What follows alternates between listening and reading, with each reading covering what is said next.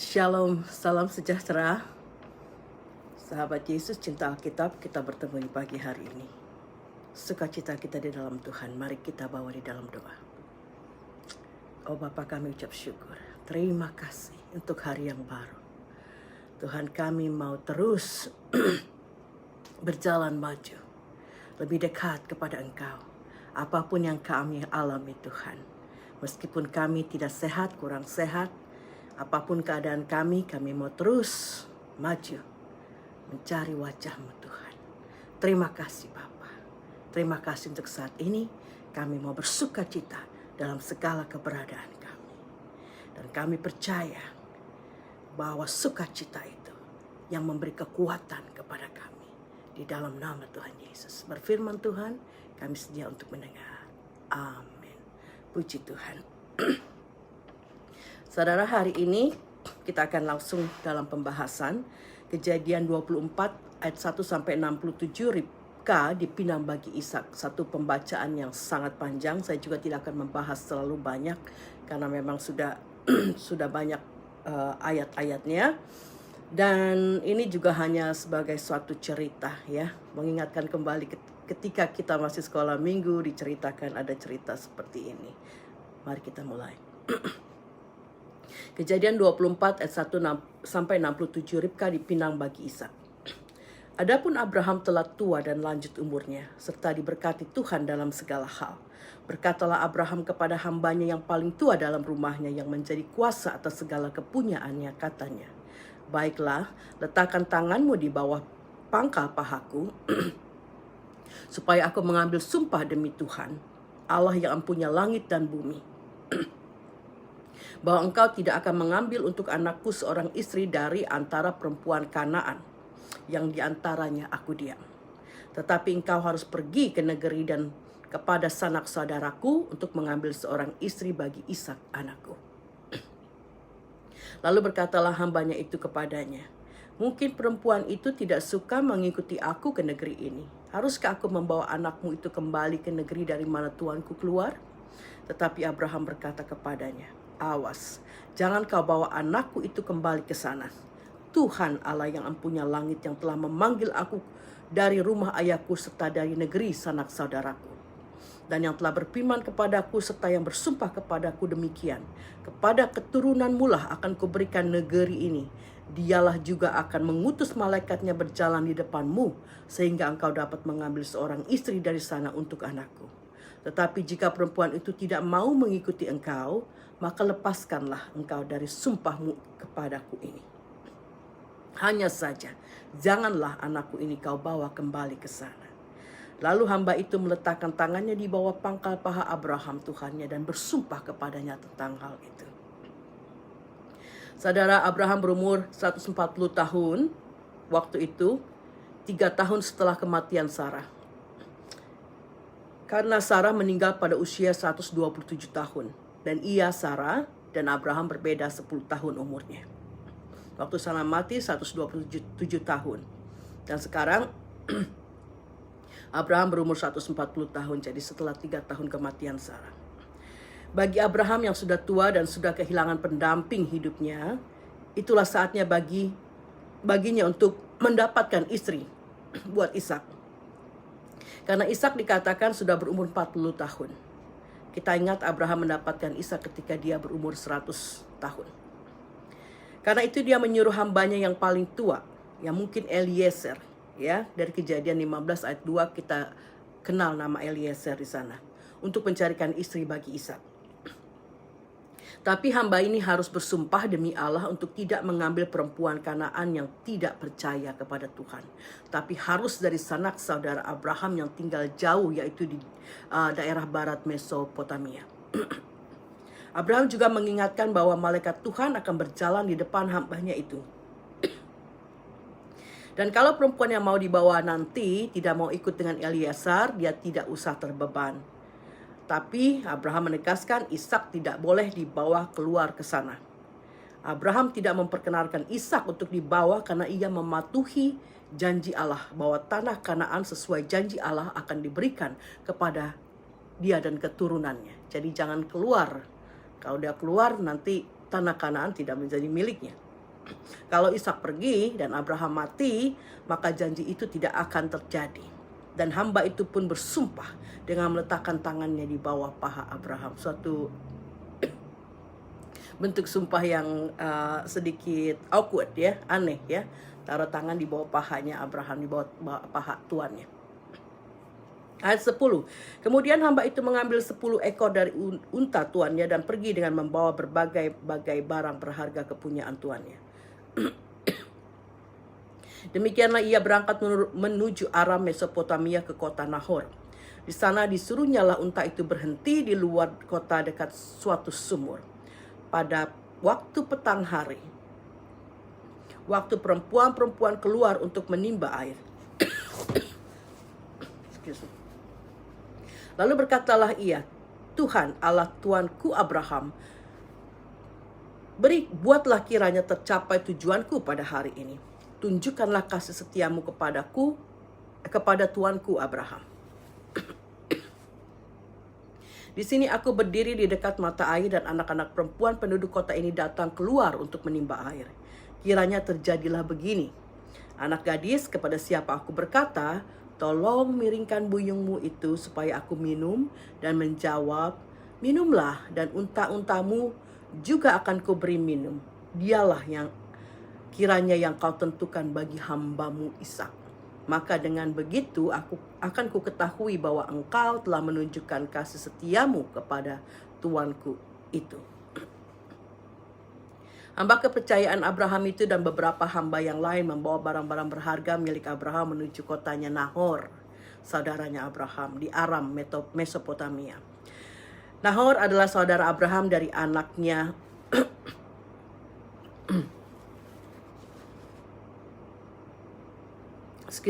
Nahor saudara Abraham, dan dia menikah dengan Milka. Dan mereka mempunyai anak yang bernama Betuel. Dan Betuel mempunyai anak yang bernama Rebeka. Dalam bahasa Inggris Rebeka, tapi Ribka ya. Dan hamba Abraham, yang kemungkinan Eliezer ini, juga adalah seorang yang mengenal Tuhan. Dia berdoa dan meminta tanda pada Tuhan bahwa gadis yang akan memberikan minum kepada dia dan juga menawarkan untuk onta-ontanya minum, itulah gadis bagi Ishak, supaya nyata kasih karunia Allah kepada Abraham tuannya. Ayat 15, sebelum dia selesai berkata, maka datanglah Ribka yang lahir dari Betuel, anak laki-laki Milka, istri Nahor, saudara Abraham. Buyungnya dibawanya di atas bahunya. Anak gadis itu sangat cantik parasnya, seorang perawan, belum pernah bersetubuh dengan laki-laki. Dia turun ke mata air itu dan mengisi buyungnya, lalu kembali naik. Kemudian berlarilah hamba itu mendapatkannya serta berkata, tolong beri aku minum air sedikit dari buyungmu itu. Jawabnya, minumlah Tuan. Maka segeralah diturunkannya buyungnya itu ke tangannya serta diberinya dia minum. Setelah ia selesai memberi hamba itu minum, berkatalah ia, baiklah untuk unta-untamu juga aku timba air sampai semuanya puas minum. Kemudian segeralah dituangnya air yang dibuyungnya itu ke dalam palungan. Lalu berlarilah ia sekali lagi ke sumur untuk menimba air dan ditimbanyalah untuk semua unta orang itu. Dan orang itu mengamat-amatinya dengan berdiam diri untuk mengetahui apakah Tuhan membuat perjalanannya berhasil atau tidak. Saudara, maka datanglah Ribka ke mata air itu. Dia seorang yang cantik dan masih gadis, masih perawan. Dia turun ke mata air dan naik dikatakan. Berarti sumur atau mata air ini bukan seperti sumur timbaan begitu ya, menimba diangkat. Bukan, tapi seperti kolam dan ada tanjakan untuk naik turun mengambil air. Nah, hamba Abraham ini meminta air dari Ribka dan Ribka dengan senang hati memberikannya. Dan tanpa diminta, Ribka juga menawarkan air untuk 10 unta-unta Eliezer. Saudara, satu unta itu yang haus bisa meminum sampai 30 galon air per 15 menit. 30 galon sama dengan 114 liter. Banyak sekali ya. Unta banyak minum karena dia juga menyimpan airnya di punuknya itu ya. Dan hamba Abraham ini mempunyai 10 unta. Jadi dalam waktu 15 menit saja akan diperlukan sekitar 300 galon air atau sekitar 1140 liter. air, sangat banyak. Dan Ribka harus turun naik tangga ke mata air dan mengangkatnya ke atas. Dan menaruhnya di palungan tempat untuk onta-onta minum. Jadi dia ke bawah, mau bawa buyungnya, naik ke atas, taruh di palungan, turun lagi ambil air, dan seterusnya. Kalau saja satu buyungnya itu dia bisa angkat 20 liter, berarti dia bolak-balik aja kalau sampai 300 galon itu bisa sampai 50-an kali dia bolak-balik ya. Tapi yang jelas dia bolak-balik. Ada suatu usaha yang keras hanya untuk memberi minum kepada unta. Dan dikatakan hamba Abraham itu mengamat-amati Ribka. Dalam bahasa Inggris, wondering. Penasaran. Dia pengen tahu. Ya, diamati karena dia penasaran pengen tahu. Inikah gadis yang Tuhan sudah sediakan buat Ishak? Karena ketika hamba itu berdoa, Tuhan menyarankan untuk memberikan tes atau ujian keramatamahan atau hospitality dan ujian pelayanan atau service kepada wanita yang akan dibawanya nanti buat Ishak. Ayat 22, setelah unta-unta itu puas minum, maka orang itu mengambil anting-anting emas yang setengah sikal beratnya dan sepasang gelang tangan yang 10 sikal emas beratnya. Serta berkata, anak siapakah engkau? Baiklah katakan kepadaku, adakah di rumah ayahmu tempat bermalam bagi kami? Lalu jawabnya kepadanya, ayahku Betuel, anak Milka, yang melahirkannya bagi Nahor. Lalu kata gadis itu, baik jerami, baik makanan unta banyak pada kami, tempat bermalam pun ada. Lalu berlututlah orang itu bersujud menyembah Tuhan. Serta berkata, terpujilah Tuhan Allah Tuanku Abraham, yang tidak menarik kembali kasihnya dan setianya dari Tuanku itu. Dan Tuhan telah menuntun aku di jalan ke rumah saudara-saudara Tuanku ini. Setelah mengetahui bahwa gadis ini lolos tes, maka hamba Abraham itu memberikan kepadanya anting-anting emas. Dalam bahasa Indonesia dikatakan anting-anting emas, tapi dalam bahasa Inggris sebenarnya dikatakan sebagai golden nose ring, ya. Dan juga sepasang gelang tangan yang 10 sika beratnya atau sekitar 4 ounce, 113 graman. Ini menurut catatan kaki di dalam bahasa Inggris, Alkitab bahasa Inggris. Hamba Abraham itu bertanya juga siapakah Ribka itu dan apakah ada tempat buat hamba-hamba itu tinggal. Ribka mengatakan bahwa dia anak Betuel, cucu dari Milka dan Nahor, saudara Abraham. Maka bersujudlah hamba Abraham itu kepada Tuhan dan memuji Tuhan. Ini cincin emas untuk hidung itu suatu yang biasa dikenakan oleh wanita-wanita Timur Tengah ya saudara ya. Kita lihat, kita tahu mereka suka menggunakannya di hidung. Ayat 28, berlarilah gadis itu pergi menceritakan kejadian itu ke rumah ibunya. Ribka mempunyai saudara laki-laki namanya Laban. Laban berlari keluar mendapatkan orang itu ke mata air tadi. Sesudah dilihatnya anting-anting itu dan gelang pada tangan saudaranya, dan sesudah didengarnya perkataan Ribka saudaranya yang bunyinya, begitulah dikatakan orang itu kepadaku. Lalu ia mendapatkan orang itu yang masih berdiri di samping unta-untanya dekat mata air itu dan berkata, marilah engkau yang diberkati Tuhan. Mengapa engkau berdiri di luar padahal telah kusediakan rumah bagimu dan juga tempat untuk unta-untamu. Masuklah orang itu ke dalam rumah. Ditanggalkannya pelana unta-unta, diberikan jerami dan makanan kepada unta-unta itu. Lalu dibawa air pembasuh kaki untuk orang itu dan orang-orang yang bersama-sama dengan dia. Tetapi ketika dihidangkan makanan di depannya, berkatalah orang itu, aku tidak akan makan sebelum kusampaikan pesan yang kubawa ini. Jawab Laban, silakan.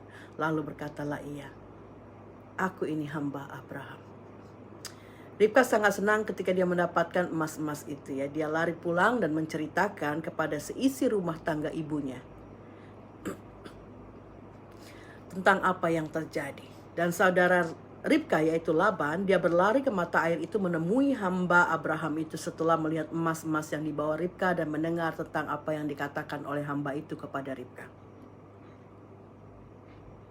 Laban kemudian menyambut hamba Abraham itu dan menyuruh dia untuk masuk ke rumah dan sudah mereka sediakan juga bagi hamba Abraham itu dan tempat bagi unta-unta mereka. Lalu hamba Abraham itu atau Eliasar dia masuk ke dalam rumah.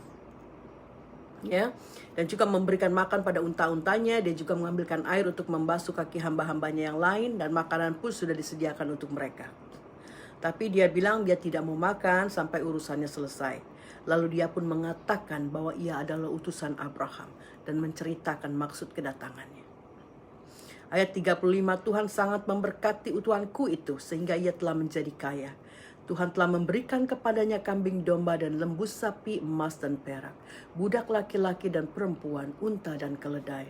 Dan Sarah istri tuanku itu sesudah tua telah melahirkan seorang anak laki-laki bagi tuanku itu. Kepada anaknya itu telah diberikan tuanku segala harta miliknya. Tuanku itu telah mengambil sumpahku. Engkau tidak akan mengambil untuk anakku seorang istri dari antara perempuan Kanaan yang negerinya ku diami ini. Tetapi engkau harus pergi ke rumah ayahku dan kepada kaumku untuk mengambil seorang istri bagi anakku. Jawabku kepada tuanku itu, mungkin perempuan itu tidak mau mengikuti aku.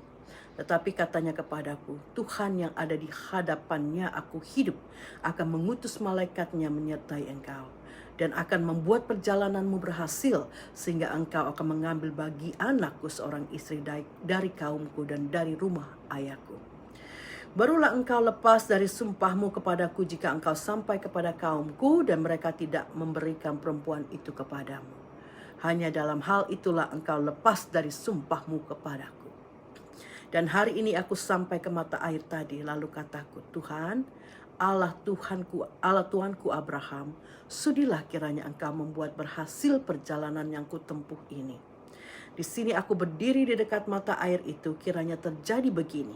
Apabila seorang gadis datang itu keluar untuk menimba air dan aku berkata kepadanya, tolong berikan aku minum air sedikit dari buyungmu itu. Dan ia menjawab, minumlah. Dan untuk onta-ontamu juga akan kutimba air. Dialah kiranya istri yang telah Tuhan tentukan bagi anak tuanku itu. Belum lagi aku habis berkata dalam hatiku, Ribkah telah datang membawa buyung di atas bahunya dan turun ke mata air itu lalu menimba air. Kataku kepadanya, tolong berikan aku minum.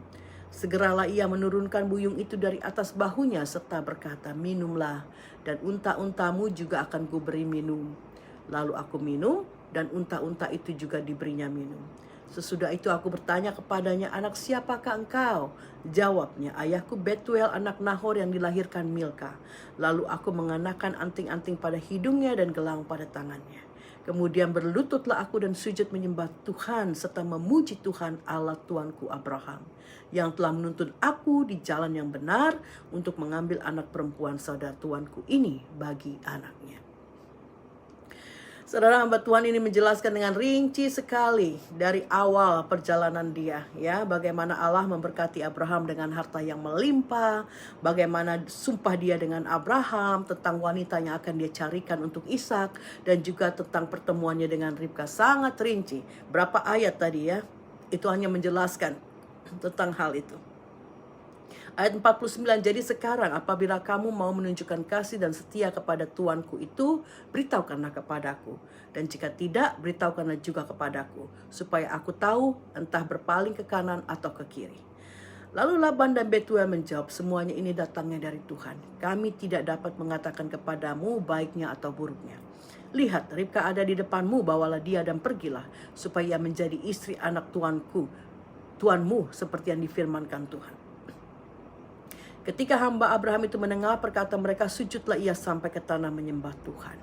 Kemudian hamba itu mengeluarkan perhiasan emas dan perak serta pakaian kebesaran dan memberikan semua itu kepada Ribkah, juga kepada saudaranya dan kepada ibunya diberikannya pemberian yang indah-indah.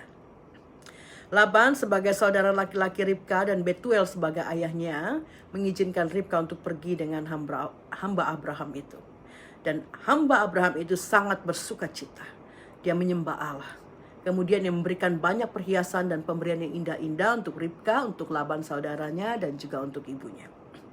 Ayat 54, sesudah itu makan dan minumlah mereka, ia dan orang-orang bersama-sama dengan dia, dan mereka bermalam di situ. Paginya sesudah mereka bangun, berkatalah hamba itu, lepaskanlah aku pulang kepada tuanku. Tetapi saudara Ribka berkata, serta ibunya juga, biarkanlah anak gadis itu tinggal pada kami barang 10 hari lagi. Kemudian bolehlah engkau pergi. Tetapi jawabnya kepada mereka, jawab hamba itu, janganlah tahan aku, sedang Tuhan telah membuat perjalananku berhasil. Lepaslah aku supaya aku pulang kepada tuanku. Kata mereka, baiklah kita panggil anak gadis itu dan menanyakannya kepadanya sendiri. Lalu mereka memanggil Ribka dan berkata kepadanya, maukah engkau pergi berserta orang ini? Jawabnya, mau. Maka Ribka saudara mereka itu dan inang pengasuhnya beserta hamba Abraham dan orang-orang Abraham yang lain, hamba-hamba yang lain, dibiarkannya lah mereka pergi. Dan mereka memberkati Ribka. Kata mereka kepada mereka ini Laban, saudaranya dan juga ibunya, saudara kami, moga-moga engkau menjadi beribu-ribu laksa, dan moga-moga keturunanmu menduduki kota-kota musuhnya. Lalu berkemaslah Ribka beserta hamba-hambanya perempuan, dan mereka naik unta mengikuti orang itu. Demikianlah hamba itu membawa Ribka lalu berjalan pulang. Hamba-hamba Abraham tinggal bermalam di tempat mereka, tempat Ribka, dan paginya mereka siap pergi. Tetapi Laban dan ibunya mau menahan Ribka buat 10 hari lagi. Pada awalnya mereka bilang, oke, dia di depanmu, silahkan pergi dengan dia. Tapi setelah pagi mereka sepertinya ada mau ngubah sedikit pikiran mereka, mau Ribka untuk tinggal beberapa hari, 10 hari lagi sebelum dibawa. Tetapi hamba Abraham ini sangat persisten, bersikeras bahwa dia harus segera kembali. Dan akhirnya Ribka ditanya dan dia pun mau ikut dengan hamba Abraham itu. Lalu Laban dan ibunya memberkati Ribka dengan mengatakan berkat atas keturunan Ribka yang akan beribu-ribu laksa, dan keturunannya juga akan menduduki kota-kota musuhnya. Lalu Ribka dan hamba-hamba perempuannya pun pergi mengikuti hamba Abraham itu. Ayat 62. Adapun Ishak telah datang dari arah sumur Lahai Roi. Ia tinggal di tanah Negeb. Menjelang senja, Ishak sedang keluar untuk berjalan-jalan di padang. Ia melayangkan pandangnya, maka dilihatnya ada unta-unta datang. Ribka juga melayangkan pandangnya, dan ketika dilihatnya Ishak, turunlah ia dari untanya. Katanya kepada hamba itu, siapakah laki-laki itu yang berjalan di padang ke arah kita? Jawab hamba itu, dialah tuanku itu. Lalu Ribka mengambil telekungnya dan bertelekunglah ia. Kemudian hamba itu menceritakan kepada Ishak segala yang dilakukannya. Lalu Ishak membawa Ribka ke dalam kemah Sarah ibunya dan mengambil dia menjadi istrinya. Ishak mencintainya dan demikian ia dihiburkannya setelah ibunya meninggal. Ishak tinggal di daerah Negeb. Dia tidak tinggal di Hebron di mana ibunya Sarah mati, atau di Membre di mana ibunya dimakamkan di gua di suatu gua kemarin ya. Dan ketika Ishak datang dari sumur Laharoi, ia melihat unta-unta yang datang. Saudara, kita ingat Laharoi adalah sumur di mana malaikat Tuhan menemui Hagar ketika ia kehabisan air ketika keluar dari rumah Abraham. Dan pada saat yang bersamaan itu, ketika Ishak melihat unta-unta datang, Ribka pun melihat Ishak yang datang ke arah mereka. Dia bertanya, siapa laki-laki itu? Dan hamba Abraham mengatakan, dialah tuannya itu. Dan sesuai budaya waktu itu, saudara, Ribka pun mengambil kerudungnya. Bukan telekung, saya juga kalau bilang telekung gak ngerti ya, tapi ini kerudung. Dan menutupi dirinya. Hamba itu menceritakan kepada Ishak semuanya, lalu Ishak membawa Ribka ke dalam kemah ibunya Sarah yang sudah meninggal. Mungkin ini suatu tradisi yang berarti bahwa Ribka akan menggantikan Sarah menjadi wanita yang paling berkuasa di dalam kumpulan masyarakat mereka.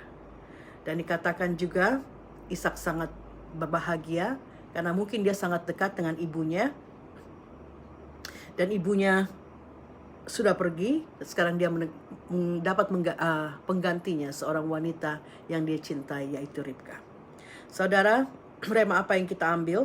Tidak banyak di sini. Yang pertama, kita lihat bagaimana seorang yang takut akan Tuhan seperti Abraham akan menjadi contoh buat hamba-hambanya. Salah satu hambanya yang sudah lama mengikuti dia adalah Eliezer. Yang dalam pasal 15, Abraham mengatakan bahwa rumahnya ini akan menjadi milik Eliezer orang Damaskus itu, karena dia tidak punya anak. Tetapi Allah bilang tidak, akan seperti itu. Karena pewaris hartamu adalah anakmu. Yang itu Allah katakan. Saudara, sudahkah kita menjadi contoh untuk orang-orang di sekitar kita? Bahkan pembantu-pembantu kalau engkau punya, ataupun bawahan-bawahanmu, sehingga mereka juga bisa melihat kehidupan kalian, kehidupan kita yang takut akan Tuhan. Yang kedua, kita lihat janji Allah akan Abraham untuk keturunan yang banyak mulai terjadi. Dan janjinya untuk memberikan tanah Kanaan juga mulai terjadi. Abraham menunggu cukup lama akan janji Tuhan untuk terjadi. Ini mengajarkan kita juga saudara untuk sabar, tekun, dan percaya akan janji Tuhan pada kita. Berapa lamanya pun kita harus menunggu. Saya sudah mengatakan berulang-ulang, saya sudah berdoa belasan tahun, belasan bahkan puluhan tahun untuk orang-orang yang saya kasih untuk berubah, tapi belum terjadi. Saya berdoa pagi, sore, berpuasa, pegang firman Tuhan, mendeklarkan yang memberkatakannya setiap waktu selama bertahun-tahun. Tapi anak-anak saya masih dalam proses. Tapi saya tidak patah semangat dan tidak goyah. Hari Minggu lalu, seorang pastor tanya saya, gimana dengan anak-anakmu? Saya bilang, working in progress. Dalam proses. Oke, bertahan terus. Saya bilang, yes. Saya tidak akan goyah, saya tidak akan patah semangat. Meskipun bapaknya anak-anak ini malah mengolok-ngolok saya. Lo kira dengan berdoa aja mereka bisa berubah? Lo kira dengan berdoa kesembuhan terjadi?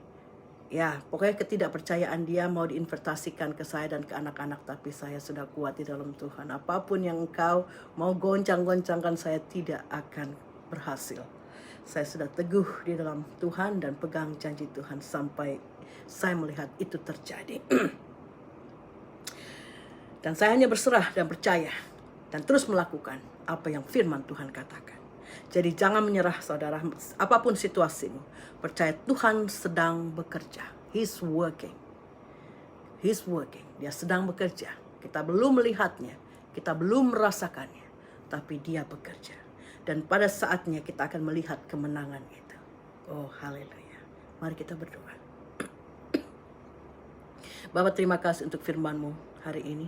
Terima kasih Tuhan, biar kami Engkau jadikan kami Tuhan role model, seorang panutan Tuhan bagi orang-orang di sekeliling kami.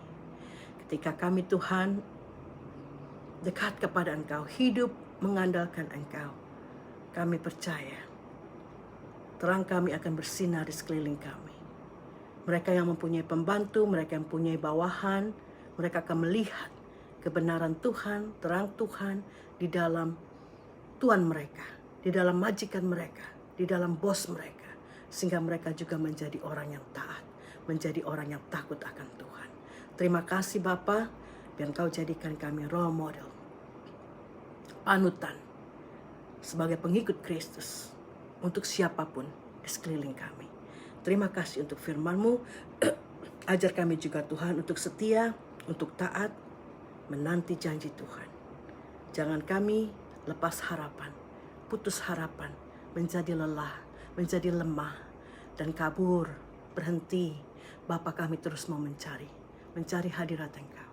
Terima kasih Bapa, kami percaya hadirat-Mu sudah ada bersama kami. Terima kasih Yesus. Bapa, kami serahkan hidup kami hari ini.